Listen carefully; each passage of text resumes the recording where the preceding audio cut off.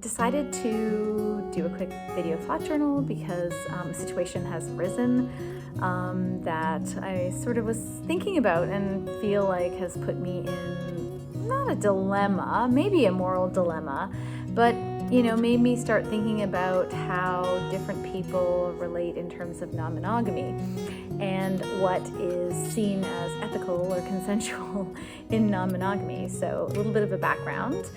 Before I met Andre, I actually was dating this guy, and we saw each other infrequently, but we sort of came together here and there depending on the situation, and we always had a really great sexual connection. What I didn't know was that he was having a hard time with the fact that I had my person, or maybe he did say that he was concerned that I had my person, Andre, and he wanted something for himself, and he found it hard to be with me because he wanted more. And then I think it was more than 3 years ago now, he did meet someone that he really likes and started a relationship with them. But the only thing is that I think that they're not open.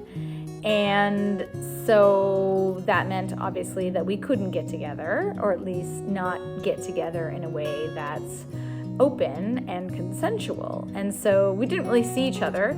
I'm in a position where, I could date him, I could go out with him, I could spend time with him, and that would be great. But he is not in a consensual, non-monogamous relationship with his partner. And so he recently connected with me because he wanted to talk about getting together again. But I asked, I had to ask, are you open with this person about this? And he is not.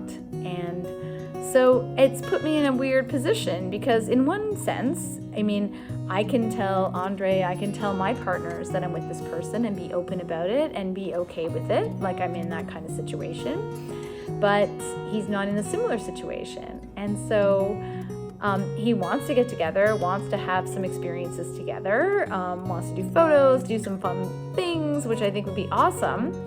And I kind of said to him, I would be more comfortable if you were open and honest about this with this partner. And so then it begs the question is, do we as polyamorous people need to be concerned about what other people's relationships are like? Is our protecting their relationship important? And so a friend said a really interesting thing, which I was thinking about as well, is does being with him cross a boundary? So is a personal boundary of mine not being with people who are not consensually open, so who are essentially cheating on a partner, so to speak, because they're not sharing that information? And I said, that's a really good question. I don't know if that's my boundary.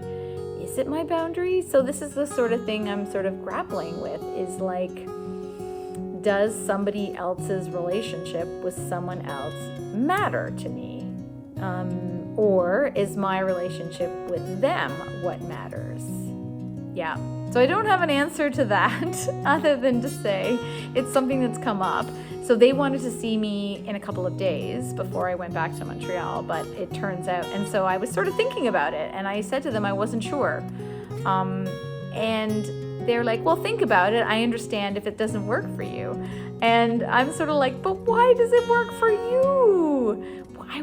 I think I said something like, I really wish you could be open with your partner about what it is you want. And I would love that. That's true. And I'm sort of sad that they don't have that situation. I know these things come up for people, which is why I'm talking about it. Anyway, just thought I'd share that and hope that gives some thought, food for thought.